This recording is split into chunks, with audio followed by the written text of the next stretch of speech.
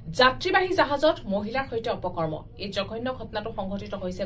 গুৱাহাটী মহানগৰীৰ ব্ৰহ্মপুত্ৰৰ মাজত সংঘটিত হৈছে এই জঘন্য ঘটনাটো চলন্ত জাহাজত মহিলাগৰাকীৰ সৈতে অপকৰ্মৰ চেষ্টা কৰে মিয়া যুৱকজনে উমানন্দ মন্দিৰৰ পৰা শুক্ৰেশ্বৰ ঘাটলৈ উভতি অহাৰ পথতে সংঘটিত হৈছে এই ঘটনাটো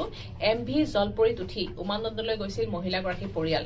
জলপৰীৰ ৰহমুলা শেখ নামৰ কৰ্মচাৰীজনে সংঘটিত কৰিছে নিকৃষ্ট কাণ্ড কলকাতাৰ মিয়া যুৱকজনে ৰাকেশ নাম লৈ ছদ্মৰ ৰূপত জাহাজখনত কাম কৰি আছিল যেতিয়া মহিলাগৰাকীয়ে বাথৰুমলৈ গৈছিল সেই সময়তে সংঘটিত কৰিছিল জঘন্য ঘটনাটো যৌন নিৰ্যাতনৰ চেষ্টা কৰিছিল যুৱকজনে পিছত জলপৰী যাত্ৰীয়ে অভিযুক্তক ধৰি লপাথপা দি আৰক্ষীক গতাই দিয়ে ভুক্তভোগীৰ এজাহাৰৰ ভিত্তিত পানবজাৰ আৰক্ষীয়ে গ্ৰেপ্তাৰ কৰিছে ৰহমুল্লা নামৰ যুৱকজনক উজ্জ্বল ওৰফে হাছিনুৰ শেখ ৰামু ওৰফে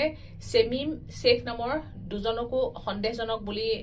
অভিযোগ উত্থাপন হৈছে দুইজনে ছদ্ম নাম লৈ কাম কৰি থকাৰ অভিযোগ উত্থাপন কৰিছে লোকসকলে ছদ্ম নাম লৈ কলকাতাৰ যুৱককেইজনে কাম কৰি আছে জাহাজখনত জলপৰী জাহাজৰ লেচি বীৰেন দত্তই নিয়োগ কৰিছিল এই তিনি যুৱকক যাত্ৰীবাহী জাহাজত মহিলাগৰাকীক লগত সংঘটিত হোৱা এই অপকৰ্মৰ পিছতে এতিয়া সৃষ্টি হৈছে তীব্ৰ চাঞ্চল্য